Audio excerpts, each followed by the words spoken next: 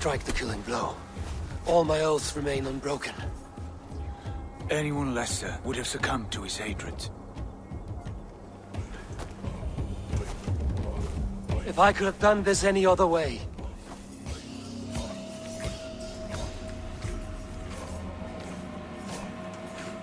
There was no other way, Harvey. Our fates are fixed. Fate, I know. You made a great sacrifice on my behalf. It was not for you. Do not think your kindness has made you a new friend, Lord of Imbeciles. I will kill you, all of you, gorging on Aesir flesh. You may strike the final blow, son of Loki, but I will savor my years of freedom before we meet again. Come, old friend. The healing hands of Freya can help you.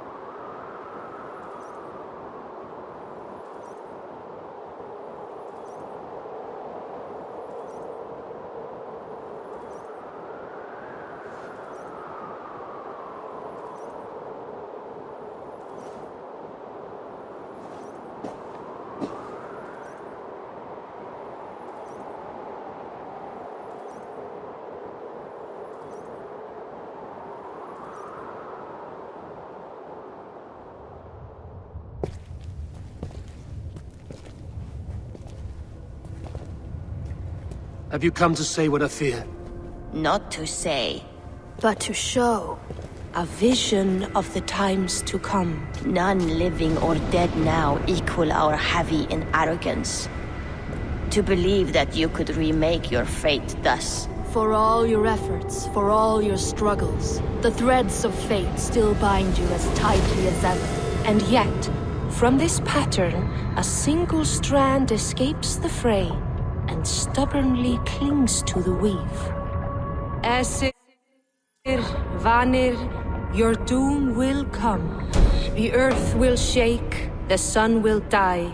Jötnar will stalk your streets as fire rains upon your heads. And the great wolf Fenrir will feast upon your blood. But you have found a way to live beyond this terror. Let it flow. To cheat your death.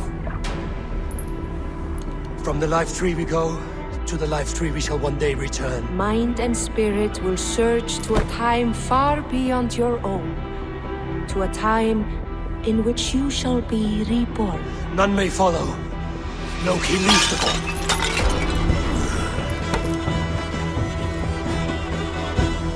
It is done. Time to face our end.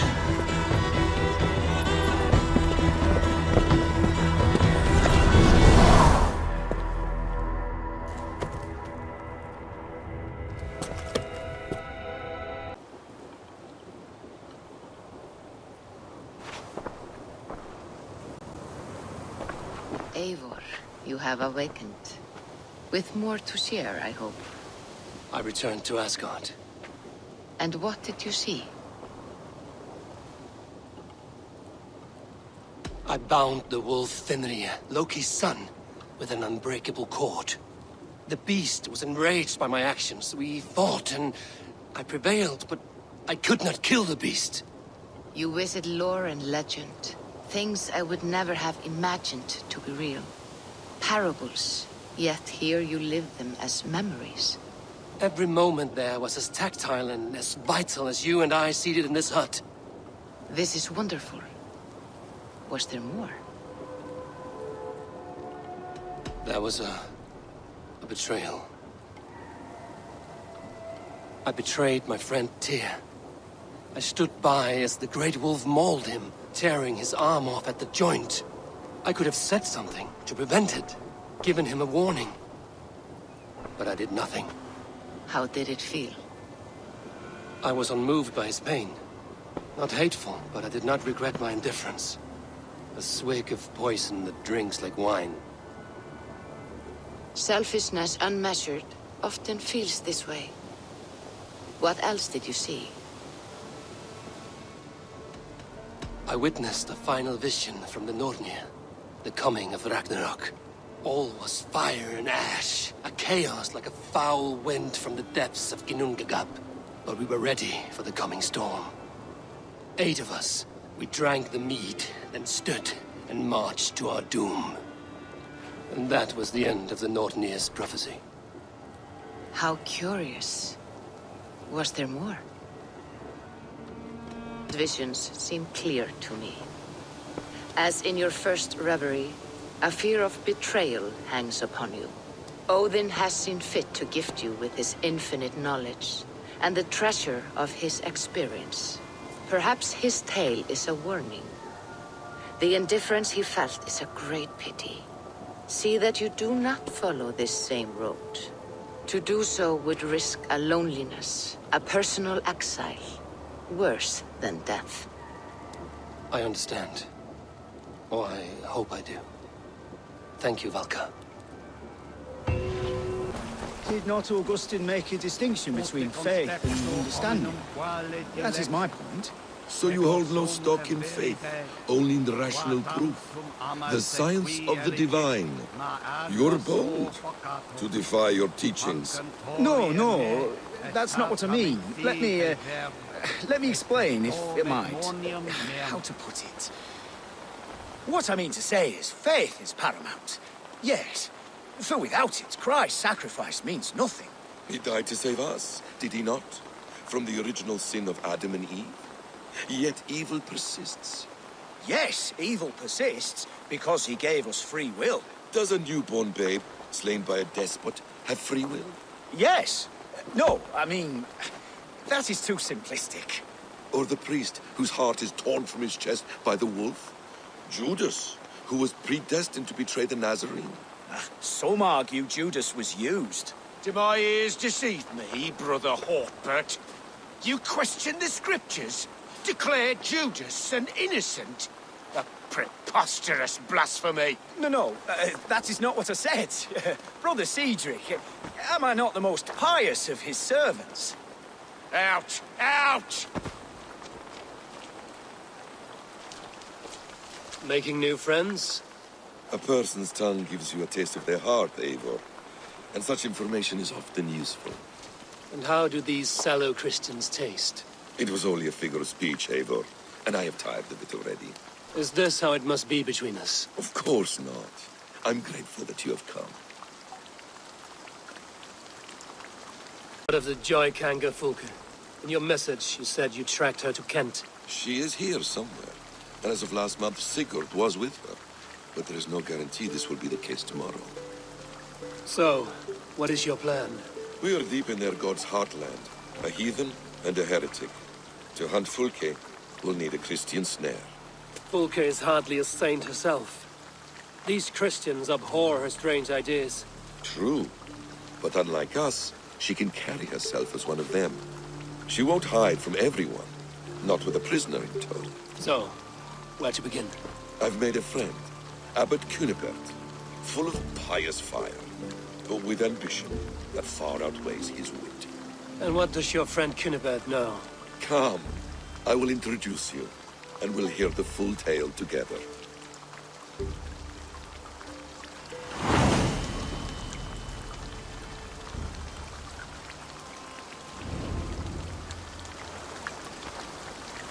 Have you found some peace in your time alone, Basim? I am always at peace, and never alone. I move among the people of the world with courage. I watch them, study them, learn from them at all times. This is our duty. The Hidden One's calling. You know, for the first time since we've met, you sound more like you're a princess than yourself. Surely Hytham sounds like me, if I have taught him well. Your creed and your tenets, you mean? That's right. And our sense of, how should I say, deep responsibility to the betterment of mankind. That's quite an ambition. But it doesn't explain what you see in Sigurd. My brother is not so generous. Ah, but your brother is someone special, important. And I want him to see that. I hope to show it to him.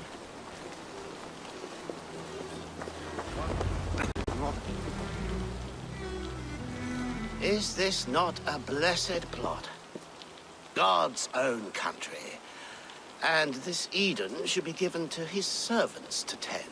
Abbot Kunibert. This is the Norse I spoke of.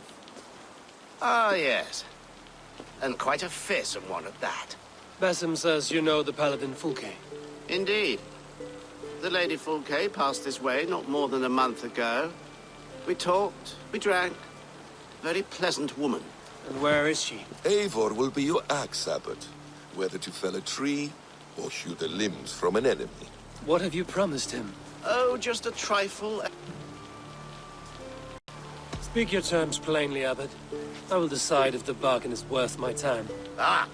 Your wolf shows its teeth, Basim. Let's cut to the point. What favor would you ask in exchange for Fulke? Some weeks ago, our alderman in Kent was called to God. A terrible loss. King Alfred has chosen his replacement, but has not yet announced the name. I must know it. Now. All of Kent will see soon enough which Thane is chosen. Why not wait? I want early access. To woo him, before his exalted position is made public and every fool is at his door. Who else knows the chosen man? The king's emissary, sent with a letter of congratulations to the new alderman. Intercept him and bring me the news. When I know the Thane's name, we'll discuss how I might win his favor.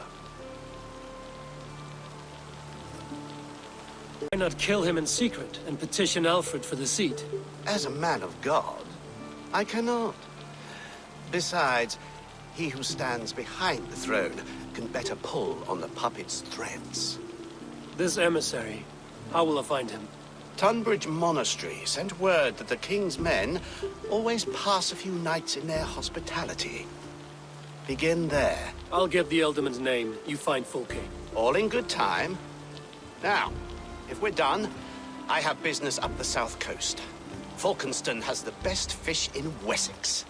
Then I will find you there, when the alderman's name is mine.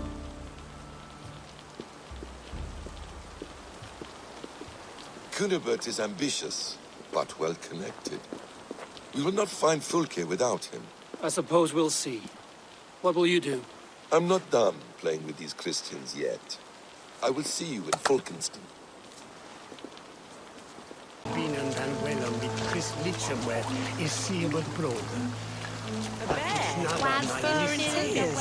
I'm in no mood for wind belching, so choose your words well.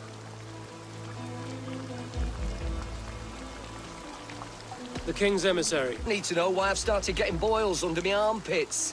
Time will tell, eh? Alfred's emissary. Where? Him and the bard ended up in a copse by the bridge doing Lord knows what. Sounded like they were murdering a cat. Singing? If you say so.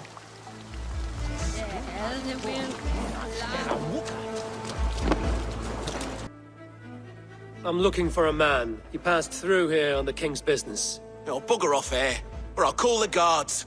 I'm sick of people. You need to heal your own ills. How about you help me from the goodness of your heart, and then I'll leave you alone.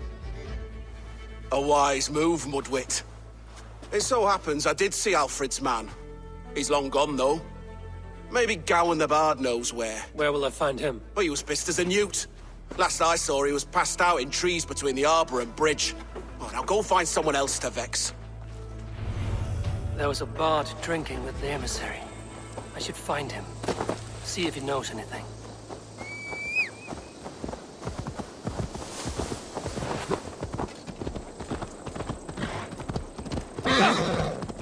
That ale-swamped scarp can't have gone far.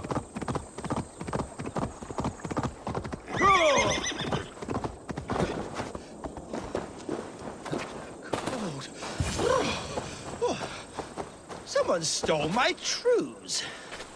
Fa la la la, Fanny, Fanny. You there? You alive? Patience is a tired horse.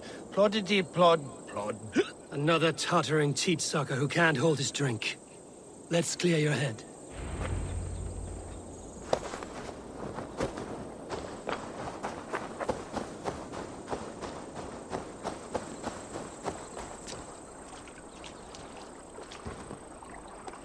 Oh, it's cold as a witch's tit in here!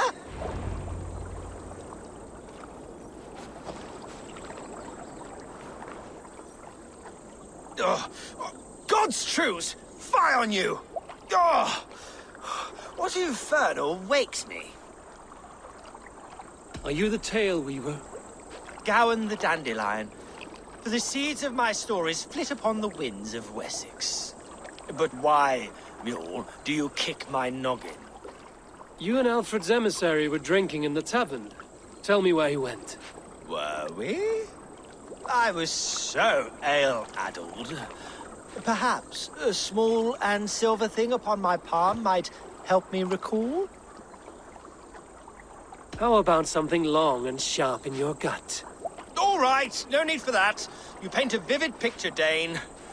He was headed to the White Coast to the southeast, Dover Fortress. He said it is where they train those religious fanatics, zealots. They pray all night instead of sleeping. My thanks. And in return, wisdom. Too much beer-bibbing will grow a fool in wit and words. My thanks, weaver of the obvious. Now leave me to my unholy punishment.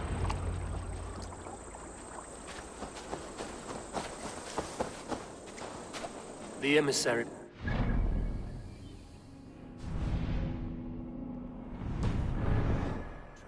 The southeast coast. When I was 11 winters old, I was the youngest. You lot have not fought a full campaign under Halfdan's banner, I would wager. Let me tell you what it was like. Rarely was there a song of swords when Halfdan set forth. Smart Saxons submitted. The brave were butchered.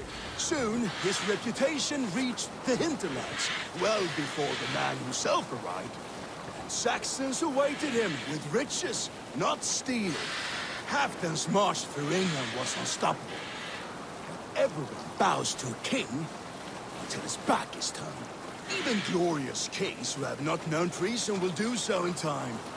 Halfdan had to ensure that what was his would remain so.